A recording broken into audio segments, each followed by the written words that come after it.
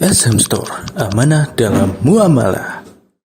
Dengan zikrullah, dengan ta'lim yang mudah-mudahan sampai syuruk ya.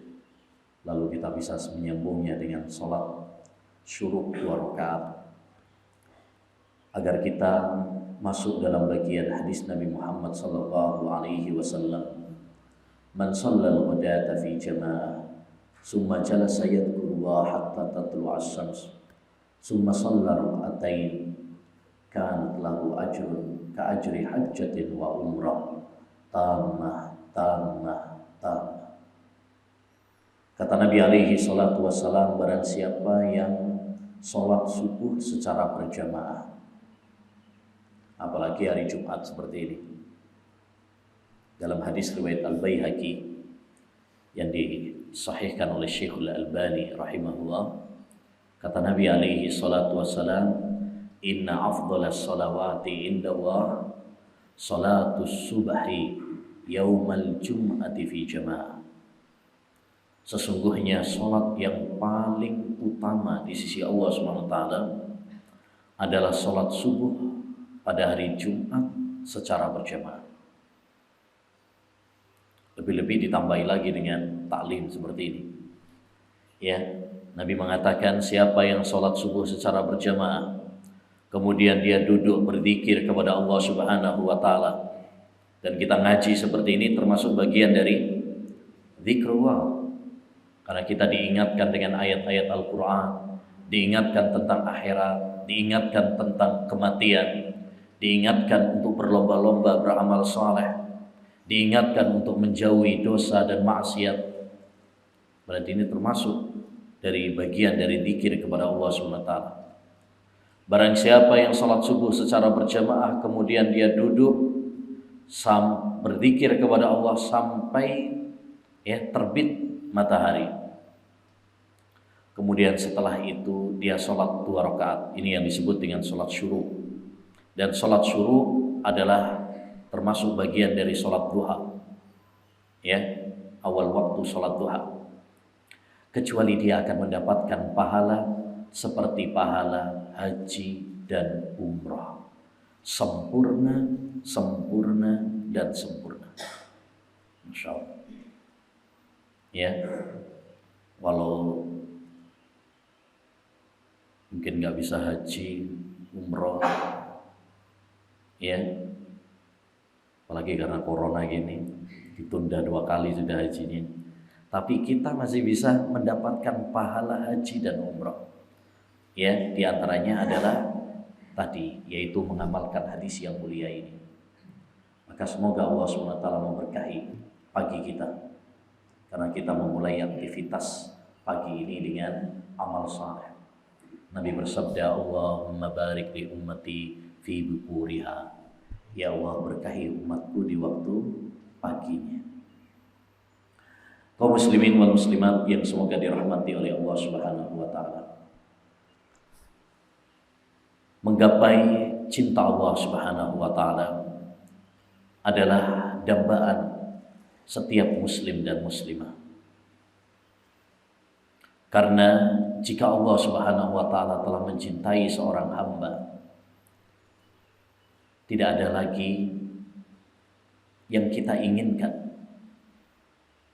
Ya, karena itu adalah tujuan yang paling utama.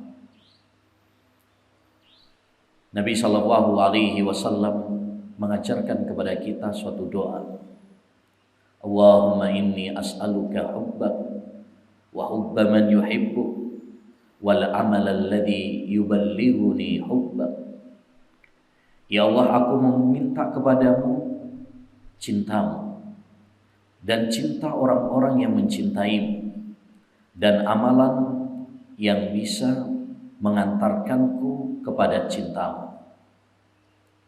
Oleh karenanya orang-orang yang beriman, mereka berlomba-lomba, mereka bersemangat untuk bagaimana caranya agar dicintai oleh Allah Subhanahu wa Ta'ala. Pernah dalam sebuah hadis,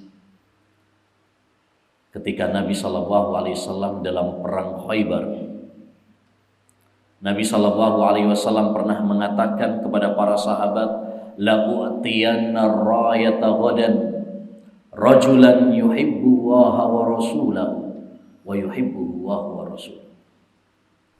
Bendera perang ini besok saya akan berikan kepada seseorang yang dia mencintai Allah dan Rasulnya, dan Allah dan Rasulnya pun cinta kepadanya. Ketika Nabi menyampaikan hadis itu, para sahabat nggak bisa tidur. Ya, ngobrolin siapa ya kira-kira. Bukan para sahabat menginginkan jabatan, bukan para sahabat gila tahta, ya, tetapi mereka ingin untuk mendapatkan predikat cinta Allah Subhanahu wa Ta'ala. Itu yang mereka cari. Ya, ternyata yang mendapatkan siapa? Sahabat Ali bin Abi Thalib. Ya, para sahabat paginya udah pada datang berharap agar dia yang dikasih.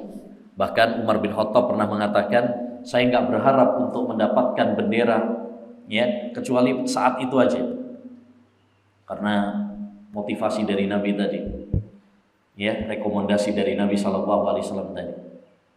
Ternyata qadarullah, ya, Nabi yang dicari malah Ali. Kebetulan Alinya nggak ada malah. Ya, nah ini kadang-kadang kita seperti itu, ya, yang ada malah nggak dapat, yang nggak ada, ya, itu yang dicari-cari. Mana Ali bin Abi Thalib? Ya, ternyata beliau apa? Sakit matanya. Kemudian dibawa kepada Nabi SAW dan diludahi oleh Nabi. Ya, ini ludahnya Nabi barokah, langsung sembuh. Ojo ditiru tapi. Kalau nak sing lara sampean itu nih tambah infeksi. Nah, karena ludahnya Nabi SAW itu apa? Berbarokah. Jadi para sahabat berlomba-lomba untuk mendapatkan cinta Allah Subhanahu wa Ta'ala. Makanya ma'asyiral muslimin, kita pun harus berupaya demikian. Berupaya bagaimana caranya agar kita dicintai oleh Allah Subhanahu wa Ta'ala. Ya. Pada kesempatan kali ini saya ingin menyampaikan beberapa kiat yang disebutkan oleh Imam Ibnul Qayyim rahimahullahu ta'ala agar kita bisa menggapai cinta Allah Subhanahu wa Ta'ala, agar Allah Subhanahu wa Ta'ala sayang sama kita, mencintai kita. Karena salah satu sifat Allah Subhanahu wa Ta'ala itu adalah cinta. Cinta kepada orang, cinta kepada tempat, cinta kepada amalan, cinta kepada waktu. Ya, dan ini harus kita tetapkan. Allah mencintai dan Allah dicintai, tapi cintanya Allah tidak sama seperti cintanya makhluk. Allah mencintai, ya, manusia seperti tadi cinta kepada Ali bin Abi Thalib. Dia cinta kepada Allah dan Rasulnya. Allah dan Rasulnya pun cinta kepadanya. Dan dalam banyak ayat Allah Subhanahu wa Ta'ala menyebutkan innallaha yuhibbus sabirin. Allah mencintai orang-orang yang sabar. Innallaha yuhibbut tawwabin wa yuhibbul mutatahhirin. Allah mencintai orang-orang yang bertaubat dan orang-orang yang suci. Kadang Allah Subhanahu wa Ta'ala mencintai amalan. Mencintai amalan. Seperti dalam hadis, inna fika khoslatain yuhibbuhumullah. Kamu memiliki dua perangai yang dicintai oleh Allah Subhanahu wa Ta'ala. Al-hilmu wal ana, kelembutan dan kehati-hatian. Kadang Allah Subhanahu wa Ta'ala mencintai tempat, seperti masjid. Kata Nabi, ahabbul biladi ilallah masajiduha. Ya, tempat yang paling dicintai oleh Allah SWT adalah masjid-masjid. Kadang Allah Subhanahu wa Ta'ala mencintai zaman, tempat, waktu. Seperti dalam hadis, "Ma min ayyamin al-amalu shalihu fihinna ahabbu ila Allah min hadhihi al-ayyamil 'ashr." Tidak ada suatu amalan yang lebih dicintai oleh Allah daripada amalan di 10 awal bulan Dzulhijjah. Jadi Allah cinta dengan bulan Dzulhijjah, terutama 10 awal bulan Dzulhijjahnya. Jadi salah satu sifat Allah SWT yang harus kita tetapkan, karena Allah menetapkan pada dirinya dalam Al-Quran dan Rasulullah juga menetapkan, adalah sifat cinta bagi Allah Subhanahu wa Ta'ala. Nah, bagaimana caranya agar kita mendapatkan cinta Allah Subhanahu wa Ta'ala? Imam Ibnul Qayyim rahimahullah menyebutkan ada 10 kiat agar kita bisa menggapai cinta Allah Subhanahu wa Ta'ala. Kita akan sebutkan secara singkat. Yang pertama kata beliau, qiraatul Qur'ani bitadabburi wat tafahumi limaani. Agar kita menggapai cinta Allah Subhanahu wa Ta'ala, caranya adalah dengan membaca Al-Qur'an, dengan tadabbur dan memahami maknanya. Nah, Al-Qur'an adalah kalamullah, firman Allah Subhanahu wa Ta'ala yang Allah turunkan kepada Nabi kita Muhammad sallallahu alaihi wasallam dengan perantara Jibril. Dimulai dengan surat Al-Fatihah dan ditutup dengan surat An-Nas. Dan Allah Subhanahu wa Ta'ala menjadikan Al-Quran ini sebagai petunjuk bagi kita. Hudal linnas, petunjuk bagi manusia. Hudal lil muttaqin, petunjuk bagi orang-orang yang bertakwa. Oleh karenanya Allah Subhanahu wa Ta'ala menganjurkan kepada kita untuk membacanya, mempelajarinya, mengamalkan isinya. Nabi SAW memotivasi kita untuk membaca Al-Quran. Iqra'ul Quran fa innahu ya'ti yaumal qiyamah syafi'an li ahli. Bacalah Al-Quran, karena Al-Quran besok pada hari kiamat akan menjadi syafaat, pemberi syafaat bagi orang yang membacanya. Bahkan Nabi SAW menyebutkan betapa besarnya pahala membaca Al-Quran. Man qara'a harfan min kitabillah falahu bi kulli harfin asyru amsalihah. Siapa yang membaca Al-Quran 1 huruf saja, maka setiap 1 huruf akan diberi pahala 10 kali lipat. La aqul alif lam mim harf. Saya tidak mengatakan alif lam mim itu 1 huruf, tapi alif 1 huruf, lam 1 huruf, dan mim 1 huruf. Maka hendaknya bagi kita ma'asyiral muslimin bersemangat untuk membaca Al-Quran. Kemudian juga kita harus bersemangat mempelajari Al-Quran.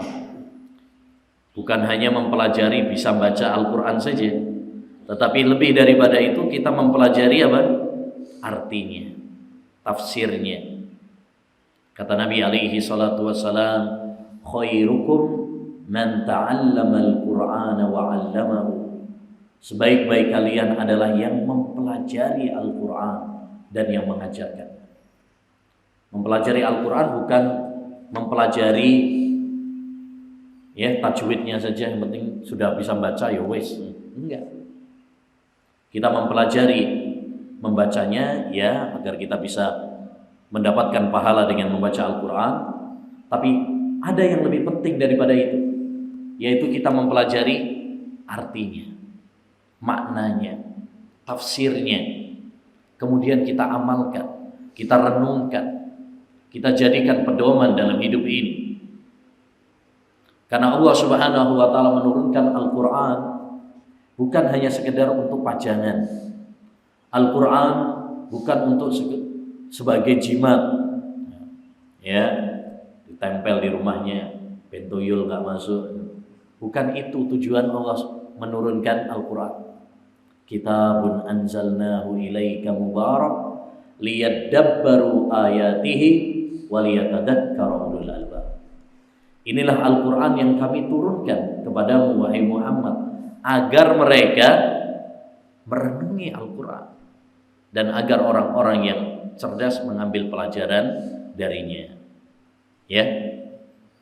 Jadi agar kita bisa menggapai cinta Allah Subhanahu wa taala, hendaknya bagi kita untuk mencintai Al-Quran dengan membacanya, mempelajarinya, mentadaburinya, dan yang paling penting adalah mengamalkan isi kandungannya.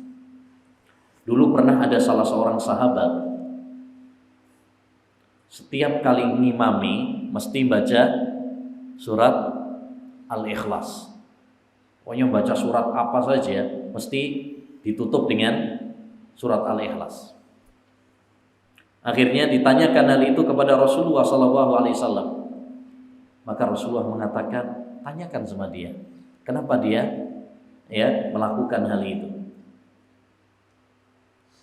Apa jawaban sahabat tersebut? Li'annaha sifatur rahman wa ana uhibbu an aqra'a biha. Karena surat Al-Ikhlas itu di dalamnya terdapat sifat Ar-Rahman, yaitu Allah Subhanahu wa taala, dan saya cinta, saya senang untuk membacanya. Disampaikanlah berita itu, jawaban tersebut kepada Nabi sallallahu alaihi wasallam. Apa kata Nabi? Ahbiruhu annallaha yuhibbuhu. Kabarkan kepadanya bahwa Allah Subhanahu wa taala mencintainya. Ya, karena dia mencintai surat Al-Ikhlas saja, itu Allah mencintainya. Bahkan dalam riwayat yang lain, ahbiruhu anna hubbahu yud'iluhul jannah. Kabarkan kepadanya bahwa kecintaan dia kepada surat Al-Ikhlas itu menyebabkan dia masuk surga.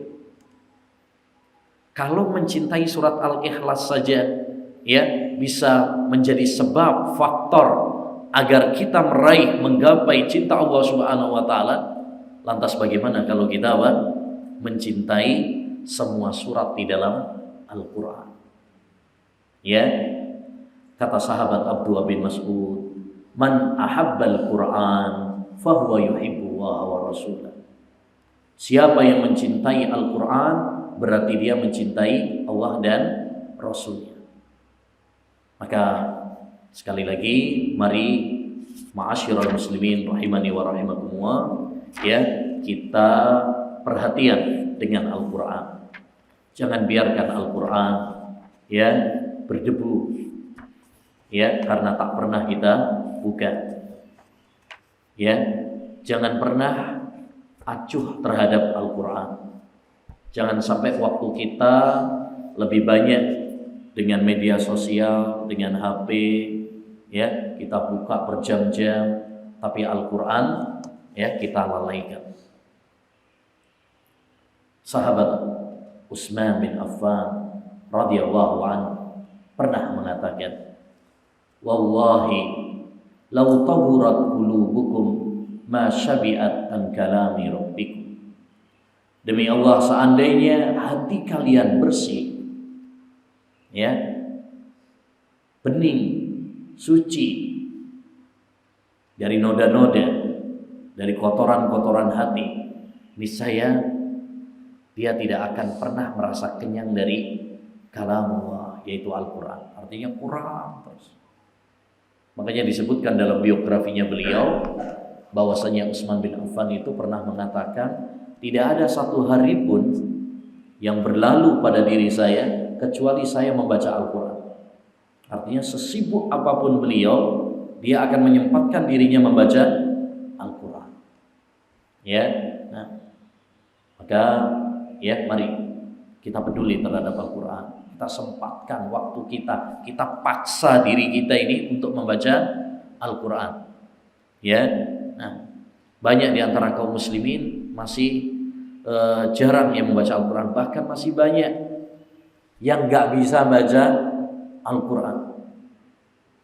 Padahal kelezatan dan kebahagiaan hidup itu adalah dengan ketenangan, kebahagiaan adalah dengan membaca Al-Quran, mempelajari Al-Quran. Baik, ini yang pertama. Yang kedua, agar kita menggapai cinta Allah Subhanahu wa taala, kata beliau, at-taqarrubu ila Allah bin nawafili ba'dal fara'id.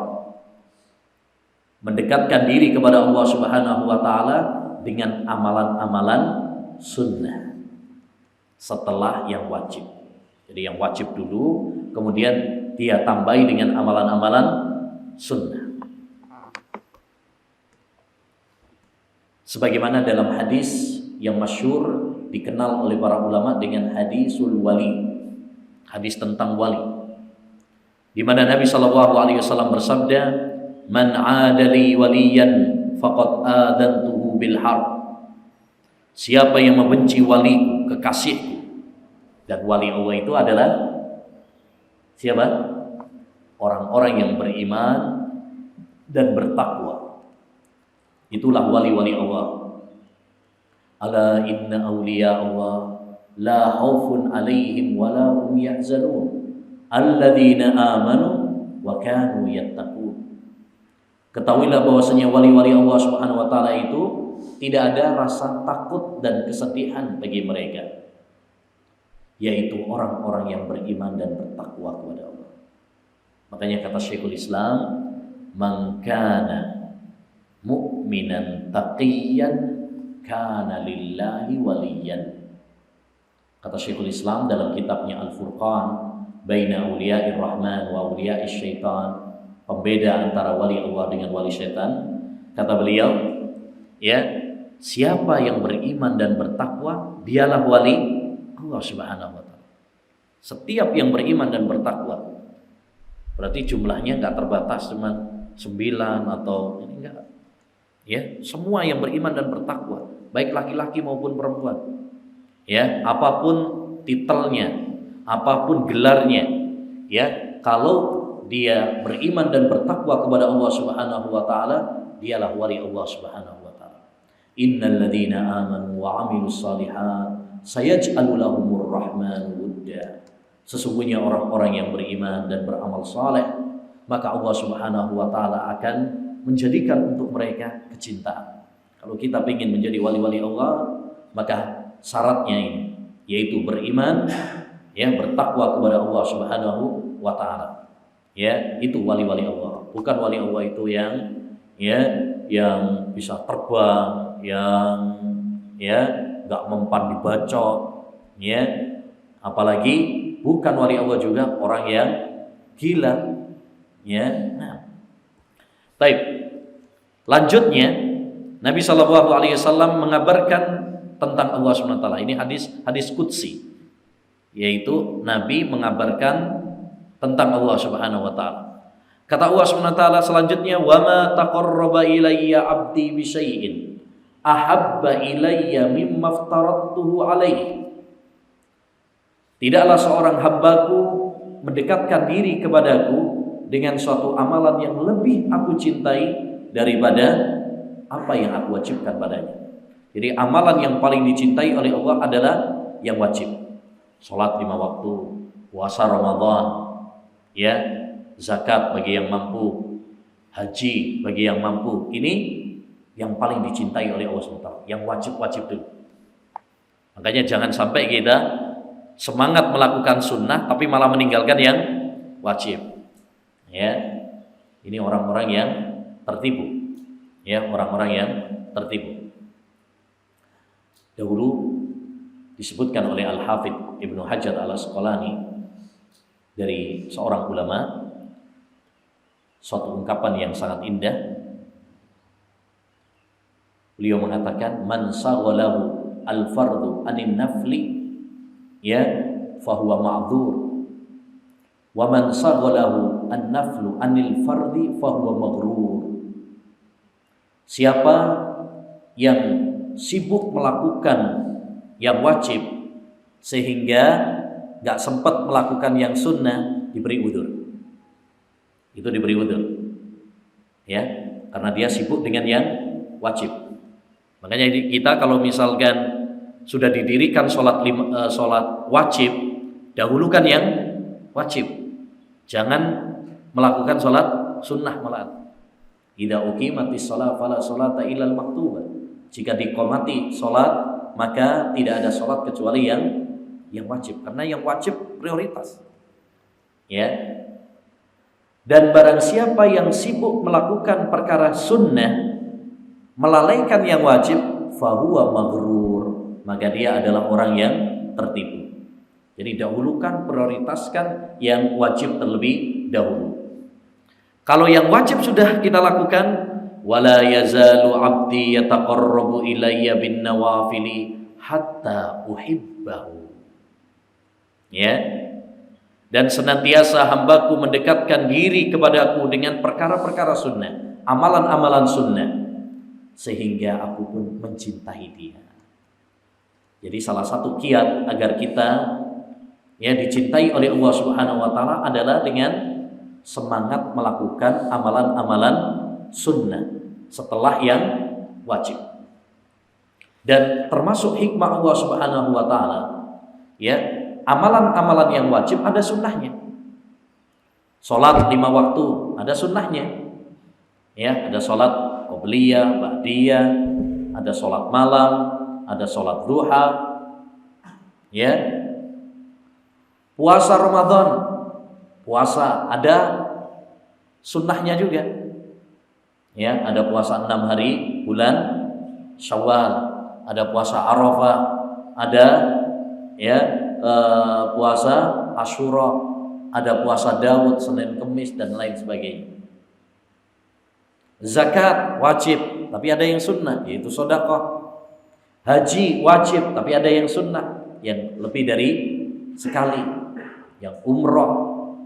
Jadi termasuk hikmah Allah Subhanahu wa taala, Allah Subhanahu wa taala mewajibkan amalan-amalan, tapi kemudian juga ada yang sunnah. Untuk apa? Untuk sebagai pelengkap. Ketika terjadi kekurangan-kekurangan pada yang wajib, ditambal dengan yang sunnah. Makanya dalam sebuah hadis juga, ketika nanti hamba itu dihisab oleh Allah Subhanahu wa taala, Allah Subhanahu wa taala mengatakan, "Unduru hal li 'abdi min tatawwu'in fatukammila bihi fariidatah." Lihatlah apakah hambaku ini punya amalan-amalan sunnah sehingga bisa melengkapi yang wajib, menambal yang bolong-bolong dari. Karena seorang hamba walaupun dia sudah berusaha melakukan yang wajib ini dengan sempurna, pasti akan ada kekurangannya.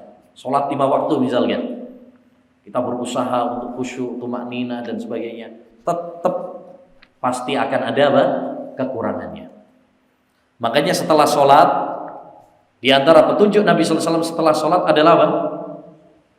Istighfar, astagfirullah. Setelah sholat padahal, bukan karena habis dosa itu, habis sholat kita disuruh istighfar. Kenapa demikian? Karena seorang hamba walaupun sudah berusaha sesempurna mungkin melakukan amal ibadah ini, pasti akan ada kekurangan-kekurangannya. Makanya kita harus banyak istighfar kepada Allah Subhanahu wa taala atas kekurangan-kekurangan yang kita lakukan. Ini faktor yang kedua. Yang ketiga, dawamu dzikrihi ala kulli hal bil lisani wal qalbi wal amali wal hal. Senantiasa berzikir kepada Allah Subhanahu wa taala, mengingat Allah Subhanahu wa taala apapun keadaannya. Berzikir dengan lisan, berzikir dengan hati, dan berzikir dengan anggota badan. Jadi salah satu kiat agar kita dicintai oleh Allah Subhanahu wa taala adalah dengan senantiasa berzikir kepada Allah Subhanahu wa taala. Dalam banyak ayat Allah Subhanahu wa taala memerintahkan kepada kita untuk berzikir. Fadhkuruni adzkurkum. Zikirlah, ingatlah kepadaku, aku akan ingat kalian. Wadzakirina Allaha katsiran wadzakirat. a'addallahu lahum maghfiratan wa ajran adzima. Orang-orang yang berzikir ya dengan banyak, baik laki-laki maupun perempuan, maka Allah Subhanahu wa taala mempersiapkan untuk mereka maghfirah, ampunan dan pahala yang sangat besar. Ya. Jadi Allah Subhanahu wa taala memerintahkan kita untuk senantiasa berzikir. Bahkan bukan hanya sekedar berzikir, tapi zikir yang banyak, yang sering. Ya ayyuhalladzina amanu dzkurullaha dzikran katsiran. Wahai orang-orang yang beriman. Dan ayat Pak, kalau dimulai dengan panggilan wahai orang-orang yang beriman, maka itu tandanya ayat tersebut ayat yang penting untuk kita perhatikan. Kata sahabat Abdullah bin Mas'ud, "Idza sami'tallaha yaqul ya ayyuhalladzina amanu fa'ar'iya sama." Kalau kamu mendengar Allah SWT berfirman, wahai orang-orang yang beriman, pasang telingamu baik-baik. Karena itu ayat yang penting, yang merupakan konsekuensi keimanan. Seakan-akan Allah mengatakan, kalau kamu benar-benar beriman, maka ingatlah aku selalu dengan zikir yang banyak. Ya, jangan cuma pas butuh aja baru ingat sama Allah Subhanahu wa taala. Tapi senantiasa kita ingat kepada Allah Subhanahu wa taala. Ya. Nah, karena barang siapa yang ingat kepada Allah Subhanahu wa taala, Allah akan mengingatnya. Allah Subhanahu wa taala akan mengampuni dosa-dosanya. Allah Subhanahu wa taala akan memberikan kebahagiaan kepadanya di dunia dan di akhirat. Wadhkurullaha katsiran la'allakum tuflihun. Berzikirlah kalian yang banyak, ya. Niscaya kalian akan bahagia, yaitu bahagia di dunia dan bahagia di akhirat. Ya, maka agar kita dicintai oleh Allah Subhanahu wa taala, hendaknya bagi kita untuk senantiasa zikir kepada Allah. Dan zikir kepada Allah, ma'asyiral muslimin, ada dua macam. Yang pertama, zikir secara umum, yaitu segala amalan yang mengingatkan kita kepada Allah Subhanahu wa taala. Setiap amalan yang mengingatkan kita kepada Allah, maka itu disebut sebagai zikir dengan makna umum. Kita ziarah kubur, itu zikir. Kita menuntut ilmu seperti ini zikir. Makanya majelis ilmu disebut sebagai majelis zikir oleh para ulama. Karena itu mengingatkan kita kepada Allah Subhanahu wa taala. Mengingatkan kita dari kelalaian, mengingatkan kita dari tertipu dengan dunia. Nah, kita ini butuh, karena kita ini sering apa? Lalai. Butuh ada yang mengingatkan kita. Ya, karena kita sering lalai. Hati kita sering lupa akan akhirat, lupa akan kematian. Ya, kadang kita ingat pas dikasih tahu aja. Pas khutbah misalkan tentang kematian, pas ada pengajian tentang diingatkan kematian, pas ada yang meninggal, ya itu mungkin ingat, tapi bentar lagi udah lupa lagi. Makanya Nabi SAW mengatakan, aksiru dzikrahadimil ladza, perbanyaklah kalian mengingat kematian, perbanyak, jangan cuma kadang-kadang, sering mengingat kematian. Jadi ini makna yang pertama dari zikir kepada Allah Subhanahu wa taala, yaitu makna secara umum, segala amalan yang mengingatkan kita kepada Allah Subhanahu wa taala, maka itu termasuk bagian dari zikir. Yang kedua adalah zikir dengan makna khusus, yaitu zikir dengan lisan. Ya, kita mengucapkan subhanallah, walhamdulillah, la ilaha illallah, Allahu akbar. Itu termasuk zikir dengan lisan.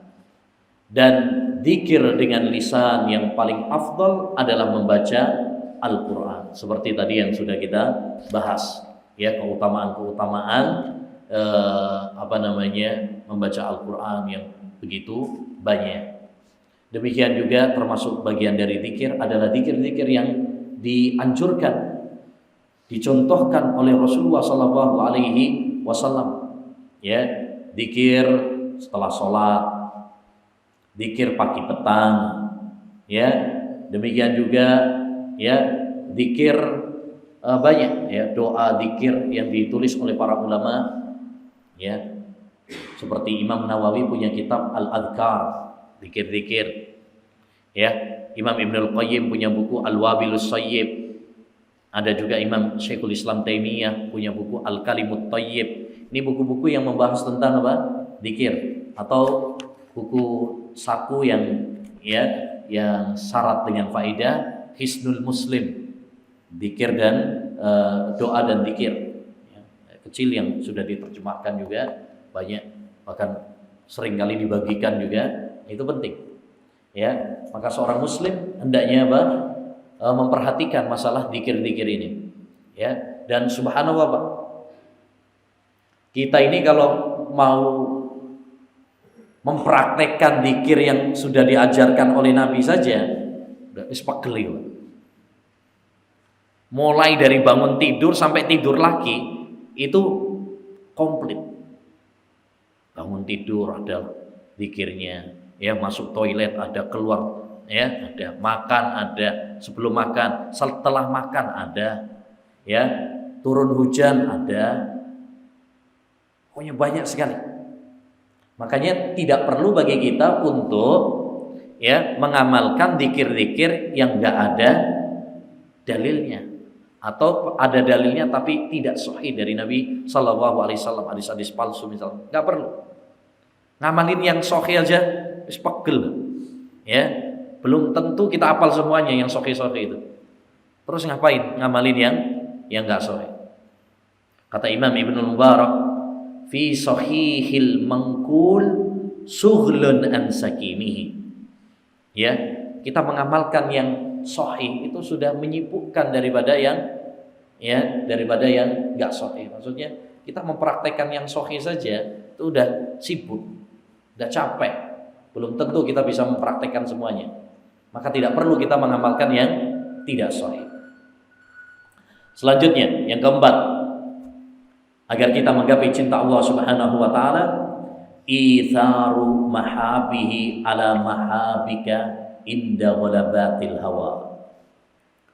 Mendahulukan cinta Allah Subhanahu wa taala daripada hawa nafsu kita. Ya. Artinya seorang harus melawan hawa nafsunya, ya, agar dia bisa menggapai cinta Allah Subhanahu wa taala. Ketika dia bisa berjihad, berjuang, mengalahkan hawa nafsunya, disitulah dia akan mendapatkan cinta Allah Subhanahu wa taala. Kata Nabi alaihi salatu wassalam, salasun man kunna fi wajada halawatal iman. 3 hal. Jika 3 hal ini ada pada seorang hamba, maka dia akan merasakan lezatnya iman, manisnya iman. Kapan itu? Yang pertama, ayyakuna Allahu wa rasuluhu ahabba ilaihi mimma siwahu. Ketika Allah dan Rasulnya lebih dia cintai daripada selainnya, daripada hartanya, daripada keluarganya, daripada pangkatnya. Ya, nah itu. Kita harus melawan hawa nafsu kita. Kata Nabi SAW, al-mujahidu man jahada nafsahu fillah. Orang yang jihad yang sesungguhnya itu adalah yang jihad melawan hawa nafsu. Karena hawa nafsu kita ini seringkali mengajak kepada dosa. Innan nafsa la'ammaratum bisu. Sesungguhnya hawa nafsu ini seringkali mengajak kepada maksiat, dosa. Maka kita harus mengekang, mengerem hawa nafsu ini. Dan jika itu bisa kita lakukan, hawa nafsu bisa kita taklukkan, disitulah kita akan menggapai cinta Allah Subhanahu wa taala. Kita akan merasakan kelezatan iman. Ya. Dan kita akan meraih kebahagiaan yang terbesar, yaitu surga Allah Subhanahu wa taala. Sebagaimana Allah berfirman dalam surat An-Nazi'at, wa amma man khafa maqama rabbih wa nahan nafsa 'anil hawa fa innal jannata hiyal ma'wa. Adapun orang-orang yang takut kepada Allah Subhanahu wa taala dan melawan hawa nafsunya, wa nahan nafsa 'anil hawa, melawan hawa nafsunya, ya, fa innal jannata hiyal ma'wa, surga adalah tempat ya tinggalnya. Ini kalau kita bisa melawan hawa nafsu, termasuk juga hawa nafsu manusia, bukan diri kita saja. Ya, tatkala kita lebih mendahulukan syariat daripada omongan orang, komentar orang. Karena kadang-kadang orang itu mau mengamalkan syariat, waduh, ya, kok dibully, gak disenangi sama tetangga, masyarakat. Tatkala kita mendahulukan ya syariat Allah Subhanahu wa taala daripada adat masyarakat, daripada keinginan manusia, disitulah berarti kita mengalahkan hawa nafsu kita. Ya, makanya orang-orang yang berpegang teguh dengan sunnah Nabi SAW, ya, walaupun dia dibully sama orang, walaupun dia dimusuhi sama orang, ya, dia akan mendapatkan pahala yang sangat besar karena dia bisa melawan hawa nafsu. Hawa nafsu manusia itu kan nggak pengen untuk menyelisihi masyarakat, ya. Tapi ketika hal itu berbenturan dengan syariat, disitulah kita diuji oleh Allah. Apakah kita mengikuti hawa nafsu manusia, ataukah kita akan mengikuti syariat Allah Subhanahu wa taala? Kebanyakan orang tidak mengikuti syariat Allah Subhanahu wa taala demi mengikuti hawa nafsu manusia. Ya, nggak mau dimusuhi, nggak mau dihina. Ya, Nabi SAW bersabda, al-mutamassiku bisunnati yawma idin kal qabidi alal jamar. Orang yang berpegang teguh dengan sunnahku di akhir zaman seperti orang yang memegang bara api. Berat. Ya, dibilangin macam-macam, dibilangin radikal, dibilangin teroris, aliran keras, dibilangin Wahabi, ya, macam-macam. Tapi kita harus apa? Tegar. Karena yang kita cari bukan keridhaan manusia. Yang kita cari adalah ridha Allah Subhanahu wa taala. Ya, itu yang kita cari.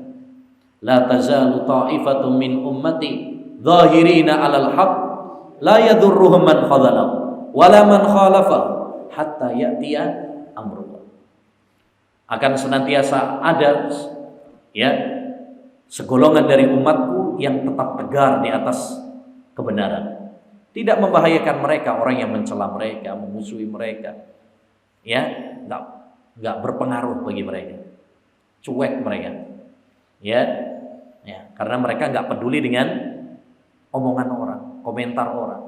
Yang mereka cari adalah ridha Allah Subhanahu wa ta'ala. Intinya, ma'asyiral muslimin, kalau kita ingin menggapai cinta Allah Subhanahu wa ta'ala, maka kita harus berjuang melawan hawa nafsu yang kerap kali mengajak kita kepada kemaksiatan. Yang kelima, agar kita menggapai cinta Allah Subhanahu wa ta'ala, mutala'atul qalbi li asma'ihi wa sifatihi, ya, yaitu menghayati dan mengamalkan nama dan sifat-sifat Allah Subhanahu wa taala. Kita mengenal nama dan sifat-sifat Allah Subhanahu wa taala. Semakin kita mengenal Allah Subhanahu wa taala, kita akan semakin takut kepada Allah Subhanahu wa taala. Allah berfirman, "Innama yakhsyallaha min ibadihil ulama." Sesungguhnya orang-orang yang takut kepada Allah adalah para ulama, orang-orang yang kenal dengan Allah.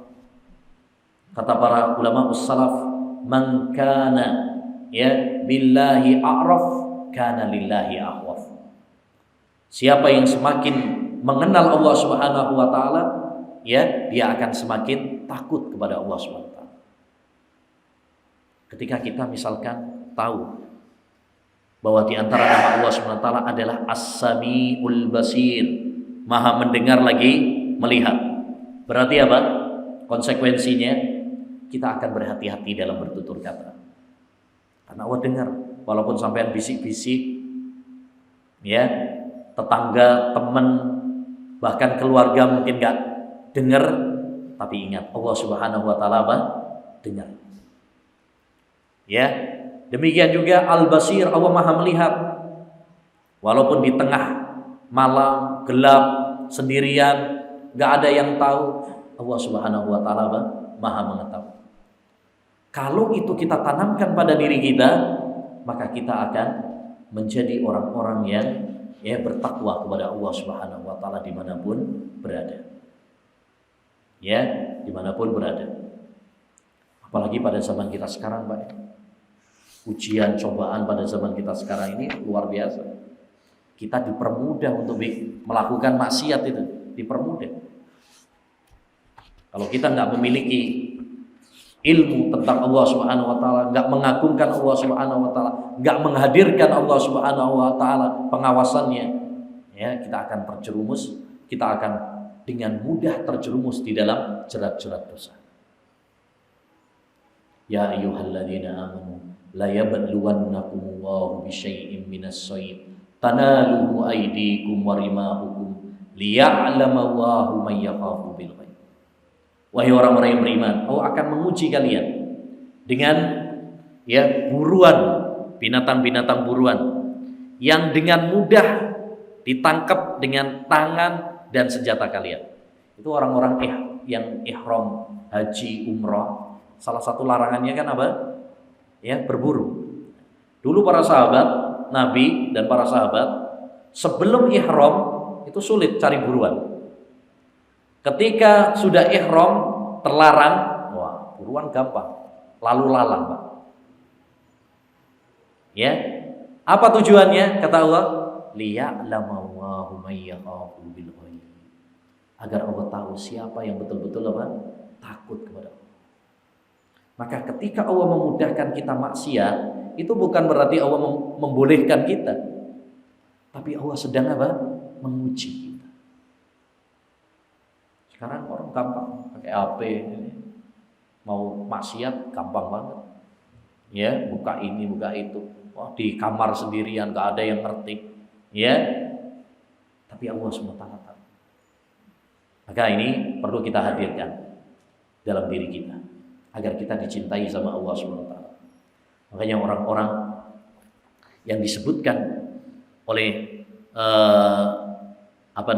Nabi Shallallahu Alaihi Wasallam menjadi 7 golongan yang dinaungi oleh Allah SWT di suatu hari yang tidak ada naungan kecuali naungannya.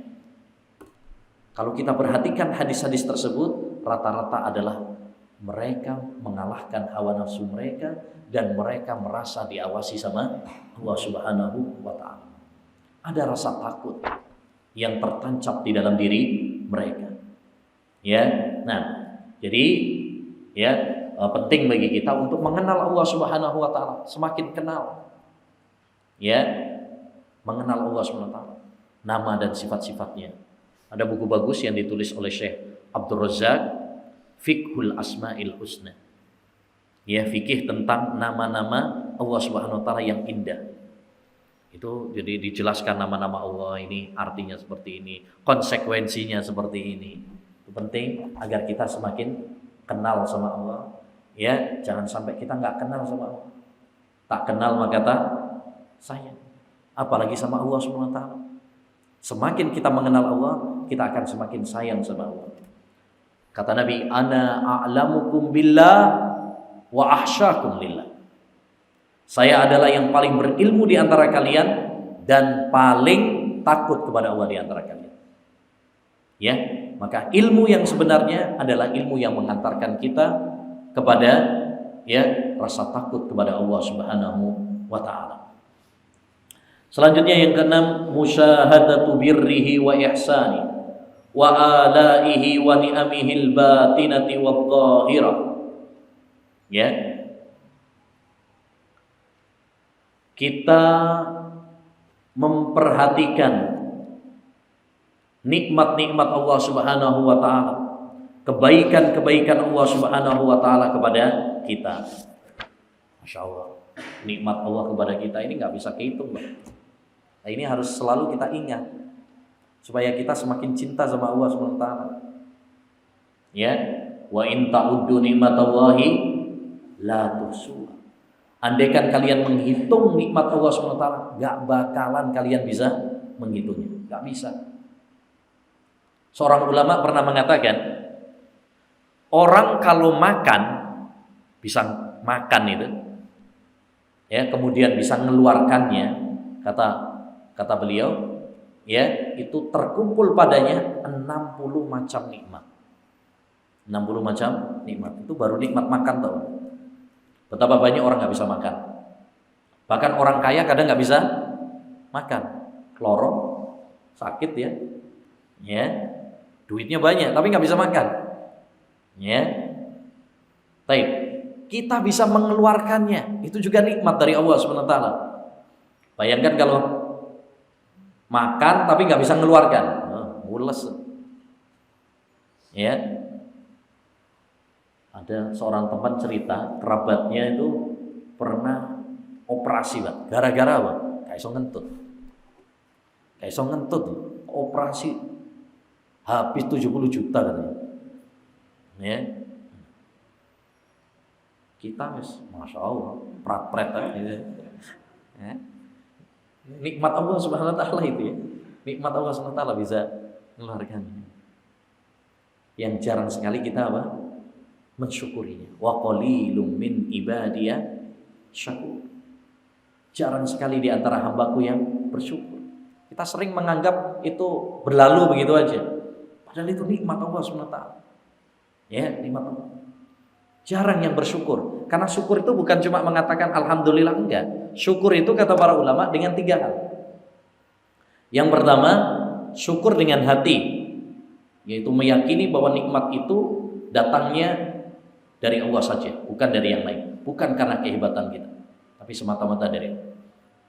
Yang kedua, syukur dengan lisan, kita memuji Allah Subhanahu wa taala dengan mengucapkan alhamdulillah. Banyak sering kan kita disuruh mengucapkan alhamdulillah, habis makan alhamdulillah, bangun tidur alhamdulillah. Ya, afdalu dzikri la ilaha illallah wa afdalu du'a ya alhamdulillah. Sebaik-baik doa itu adalah alhamdulillah. Kemudian yang ketiga, ini yang paling penting nih ya, syukur itu dengan anggota badan. Artinya bagaimana nikmat yang Allah berikan kepada kita gunakan, kita manfaatkan untuk mendekatkan diri kita kepada. Kalau kita dikasih nikmat ya sehat, gunakan nikmat sehat kita untuk ibadah kepada Allah. Selagi kita dikasih kesehatan. Kalau kita dikasih nikmat oleh Allah ilmu, gunakan ilmu kita untuk yang bermanfaat, untuk mengajar, memberikan dakwah kepada yang lain. Kalau kita diberi harta, gunakan harta kita di jalan Allah, bangun masjid, bantu fakir miskin dan sebagainya. Ya, itu namanya apa? Syukur. Kalau kita diberi nikmat sama Allah tapi justru menjauhkan kita dari Allah, itu berarti nggak bersyukur. Ya, kullu nikmatin la tuqarribu ilallah fahiya niqmah. Setiap nikmat yang tidak mendekatkan dirimu kepada Allah, maka itu adalah petaka. Ya, punya mobil itu nikmat. Tapi kalau punya mobil malah ya foya-foya, malah lalai, nggak pernah sholat, nah ini mobilnya apa? Bencana. Buah air. Nah, dulu masih rumahnya masih ngontrak, Masya Allah rajin sholatnya, ya. Pas saiki rumahnya bagus, ya, kasurnya empuk, ASEAN, bablas terus malah nggak tahu sholat. Berarti apa? Itu bencana, ya. Bencana, ya. Nah, perlu kita evaluasi, kita perlu koreksi. Nah, yang ketujuh, agar kita menggapai cinta Allah Subhanahu wa taala, inkisarul qalbi bi kulliyatihi baina yadayillah.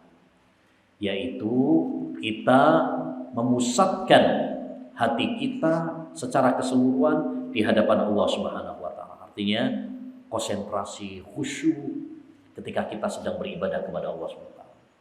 Sholat misalkan, ketika kita sholat, pusatkan perhatian, betul-betul fokus. Jangan sholat cuma badannya tok, tapi hatinya nandindi, pikirannya. Qad aflahal mu'minun alladzina hum fi sholatihim khashi'un. Sungguh berbahagia orang-orang yang beriman, yaitu orang-orang yang khusyuk dalam sholatnya, betul-betul menghadirkan hati.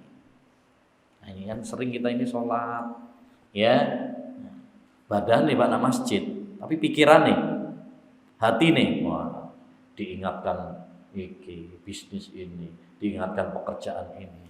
Nah, itu setan itu ya, mengingatkan. Makanya dulu ada cerita lucu, ada seorang bertanya kepada Imam Abu Hanifah, wahai Imam, ya, saya lupa di mana saya naruh kantong uang saya, dinar dirham kalau dulu itu. Kata Imam Abu Hanifah, sholat tau telah iling. Ya. Nah biasanya orang kalau sholat itu diingatkan itu. Ya, nah, makanya kita harus berupaya untuk khusyuk. Caranya bagaimana agar kita bisa khusyuk dalam sholat ini penting. Satu, hendaknya kita hadir sebelum sholat dimulai. Artinya setelah azan kita sudah hadir di masjid. Syukur-syukur kalau sebelum azan sudah di masjid, masya Allah itu. Maksudnya jangan sampai kita ini datang, ketinggalan atau kebut-kebutan, ngomong katik ruku, baru datang, ngos-ngosan akhirnya, malah nggak khusyuk. Coba kalau kita datang sebelum qomat, bisa sholat terlebih dahulu, sholat sunnah, berdoa, membaca Quran. Jadi ada pemanasan terlebih dahulu. Yang kedua, tumak ninah. Hendaknya kita melaksanakan sholatnya itu dengan tumak ninah, pelan-pelan, ya, jangan patas, ya, kebut-kebutan. Pemain terawih biasanya, ya, 23 rakaat 7 menit ya. Nah, gak sah ya malah Mbak ya. Nah, gak sah. Dulu ada, saya jadi ingat, ada dikisahkan ada seorang Arab Badui, ya, dia sholat patas, tak tumak nina. Nah, dilihat sama Umar bin Khattab, ya. Selesai sholat sama Umar, ulangi sholatmu, tak sah sholatmu, ya. Sholat sing tumak nina. Jangan jangan patas kayak gitu. Akhirnya sholat diulangi Pak, tumak nina Pak, khusyuk, masya Allah. Setelah sholat Umar nanya, gimana, enakan yang pertama apa yang kedua?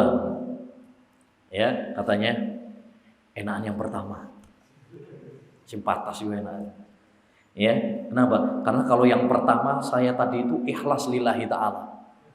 Kalau yang kedua karena takut sama ente, takut sama tongkatmu wahai Umar. Baik. Yang ketiga, ma'asyiral muslimin, agar kita khusyuk dalam sholat juga, yaitu hendaknya kita berusaha memahami apa yang kita baca. Kita berusaha memahami apa yang kita baca.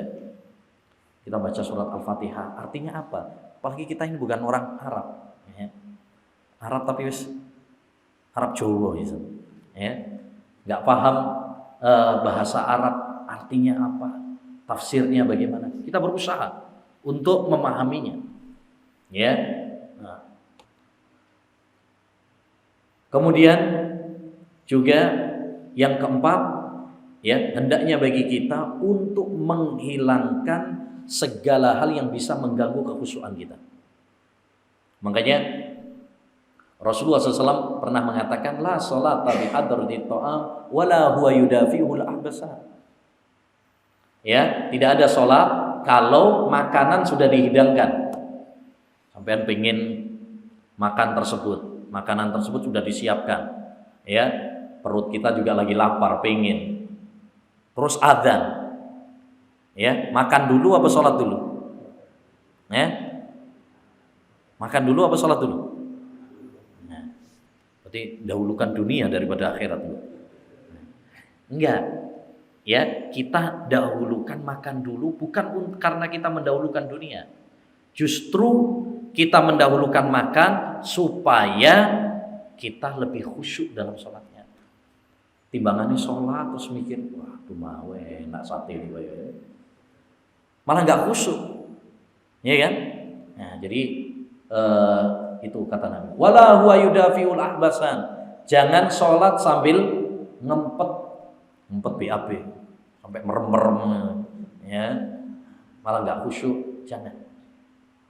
Ya, itu semuanya dalam rangka apa? Agar kita betul-betul khusyuk dalam sholat. Segala hal yang bisa mengganggu kekhusyukan hilangkan. Termasuk, ya ini mungkin sekedar mengingatkan, yaitu dering HP. Kalau kita masuk sholat, ya jangan lupa untuk menonaktifkan HP kita. Karena nada dering ini bisa mengganggu kekhusyukan. Ya, nah, pas lagi sholat, nah, nada dering, dangdutan bisa, kacau ya. Nah, termasuk juga yang kadang mengganggu juga adalah tulisan-tulisan yang ada di baju. Nah, ini perlu dihindarkan. Pakai kaos tulisannya percuma ganteng bojone siji. Wah, dipoco Pak karo sing mburi, Pak. Ya. Waduh iki nyindir aku iki nih. Ya. Akhirnya enggak khusyuk malahan. Ya, enggak khusyuk. Baik. Yang kedelapan, al-khalwatu bihi waqtan nuzulil ilahi limunajatihi wa tilawati kalami. Ya. Bermunajat kepada Allah Subhanahu wa taala di malam hari. Ya, saat malam hari, terutama sepertiga malam terakhir, ya, kita bermunajat kepada Allah Subhanahu wa taala, salat malam, berdoa. Nah, ini kita akan dicintai oleh Allah Subhanahu wa taala. Karena waktu malam, ya, terutama malam terakhir, sepertiga malam terakhir, itu adalah waktu yang sangat istimewa. Disebutkan di dalam hadis, yanzilu rabbuna tabaraka wa ta'ala ila sama'id dunya fi sulusil akhir. Allah Subhanahu wa taala turun ke langit dunia pada sepertiga malam terakhir. Turun, kita tetapkan Allah itu turun. Ya, bukan oh itu malaikatnya, oh itu rahmatnya, bukan. Allah Subhanahu wa taala yang turun. Tidak ada yang lebih fasih daripada Nabi kita Muhammad sallallahu alaihi wasallam. Ya. Tentang masalah bagaimananya serahkan kepada Allah. Ada kan ada orang kalau dengar hadis ini, wah nggak mungkin Allah turun. Nanti kalau Allah turun lah, ya turun terus kerjaannya, ya karena Saudi sama sini beda, Amerika sama Indonesia beda, ya itu hilangkan pikiran-pikiran seperti itu apa? Hilangkan. Jangan samakan Allah dengan makhluk. Laisa kamitslihi syai' wa huwas samiul basir. Tidak ada yang serupa dengan Allah SWT dan Allah Maha mendengar lagi Maha melihat. Makhluk mendengar dan melihat juga. Tapi Allah tetapkan bahwa Allah mendengar dan melihat. Artinya Allah mendengar, Allah melihat, tapi pendengaran dan penglihatan Allah tidak sama dengan makhluk. Begitu juga ya kita tetapkan Allah turun, tapi turunnya Allah tidak sama dengan turunnya makhluk. Ya. Akidah Ahlussunnah wal Jamaah dalam masalah asma wa sifat jelas, gamblang. Ya, baik. Lalu kata Nabi, Allah turun ke langit dunia pada sepertiga malam terakhir. Lalu Allah mengatakan, siapa yang berdoa kepadaku saya akan kabulkan. Siapa yang minta ampun kepadaku saya akan ampun. Siapa yang minta kepadaku saya akan beri permintaan. Ya, maka hendaknya bagi kita ya untuk memanfaatkan ya waktu malam ini untuk bermunajat, untuk sholat malam. Afdhalus sholati ba'dal maktubati sholatul lail. Ya, sholat yang paling utama setelah sholat 5 waktu adalah sholat malam. Demikian juga dengan berdoa, istighfar, wal mustaghfirina bil ashar. Ya, orang-orang yang beriman itu mereka minta ampun kepada Allah di waktu sahur. Ya, untuk istighfar kepada Allah Subhanahu wa taala, membaca Al-Qur'an, bermunajat. Kemudian yang ke-9, mujalasatul muhibbinas shadiqin waltiqatu atayibi thamarati kalamihim. Bermajlis berteman dengan orang-orang yang saleh. Ya, ini salah satu kiat agar kita menggapai cinta Allah Subhanahu wa taala adalah dengan bergaul, berteman dengan orang-orang yang saleh. Ya. Nah, Nabi sallallahu alaihi wasallam bersabda, "Awthaqu ural iman al-hubbu fillah wal bughdu fillah." Ikatan iman yang paling kuat adalah cinta karena Allah dan benci karena Allah Subhanahu wa taala. Makanya kita harus selektif dalam berteman, cari teman-teman yang bisa menambah iman kita. Jangan sembarangan. Ar-rajulu ala dini khalili falyandur ahadukum man yukhalil. Seorang itu berdasarkan agama temannya. Karena hati manusia itu lemah, Pak. Ya, coba aja. Kita kalau teman ngobrol kita bahas misalkan bisnis, semangat bisnis. Kalau berteman dengan orang yang sering membicarakan ilmu, semangat belajar ilmu. Ya. Kalau berteman dengan orang yang semangat, pokoknya tiap hari bahasnya poligami terus, semangat itu, Pak. Semangat poligami. Panas, wis. Nah, pengen tok tapi, wedi tapi. Baik. Jadi hati manusia itu apa? Lemah, tergantung temannya. Makanya kita harus betul-betul selektif dalam mencari temannya. Ya, banyak orang yang rusak gara-gara berteman orang-orang yang rusak. Dan banyak juga orang yang mendapatkan hidayah tatkala dia berteman dengan orang-orang yang saleh. Ya, insyaallah. Makanya kita harus bersyukur kalau kita bisa ngaji ilmu seperti ini. Kita kalau ngaji ilmu agama kan berteman dengan orang-orang yang saleh, ketemu sama orang-orang saleh insyaallah. Ya, mendapatkan keberkahan. Ya, bahkan ada salah seorang ustadz pernah mengatakan, andaikan tidak ada manfaat dalam kita hadir dalam majelis ilmu itu kecuali satu, yaitu bertemu dengan sahabat-sahabat kita, yang dengan bertemu dengan mereka itu bisa memperkuat keimanan kita, keistiqomahan kita. Cukup itu, satu faedah itu aja. Ya, kita butuh untuk istiqomah di akhir zaman ini. Ya, nah, salah satu caranya adalah dengan bertemu dengan orang-orang saleh, mendapatkan nasihat mereka, ya, bahkan dengan melihat mereka saja kita bisa istiqomah. Nih, cari teman-teman yang bisa menggandeng tangan kita menuju surga. Yang terakhir, muba'adatu kulli sababin yahulu bainal qalbi wa bainallahi azza wa jalla.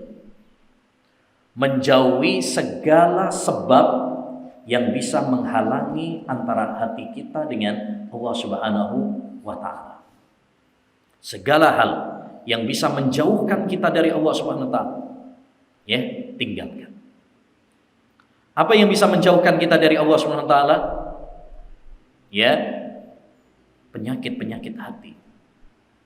Kita harus bersihkan hati kita dari noda-noda. Makanya Allah Subhanahu wa taala menganjurkan kepada kita untuk tazkiyatun nufus, membersihkan dan mensucikan hati kita dari kotoran-kotoran. Qad aflaha man zakkaha wa qad khaba man dassaha. Sungguh berbahagia dunia akhirat orang yang membersihkan hati. Dan sungguh merugi orang yang menodai dan mengotori hati. Ya. Nah, dan kotoran hati, penyakit hati itu ada dua kata para ulama. Yang pertama adalah penyakit syubhat, kerancuan-kerancuan. Ya. Dan yang kedua adalah syahwat. Syahwat kepada dunia, syahwat kepada wanita, syahwat kepada jabatan, syahwat kepada harta. Ya. Dan dua-duanya adalah penyakit yang sangat berbahaya. Kata Imam Ibnul Qayyim, tidak ada kerusakan di muka bumi ini kecuali sebabnya ya dua penyakit ini. Mungkin syubhat ataukah syahwat atau dua-duanya. Ya, maka kita harus menjauhi segala dosa. Karena dosa-dosa itulah sumber segala bencana yang menjauhkan kita dari Allah SWT. Yang membuat hati kita itu keras, itu ya dosa. Ya, kata Nabi SAW, Seorang hamba apabila melakukan maksiat akan dikasih apa? 1 titik hitam. Kalau dia istighfar, hilang. Kalau dia melakukan dosa lagi, ditambah lagi titiknya. Sampai hatinya apa? Hitam pekat. Ya, Nabi SAW pernah mengabarkan, nazalal hajarul aswad minal jannah. Ya, hajar aswad itu turun dari surga. Abyad aslaj, awalnya warnanya putih seperti es. Dalam riwayat yang lain seperti susu. Sawadathu khataya bani Adam. Dia menjadi hitam karena dosa-dosa anak Adam. Bayangkan. Ya.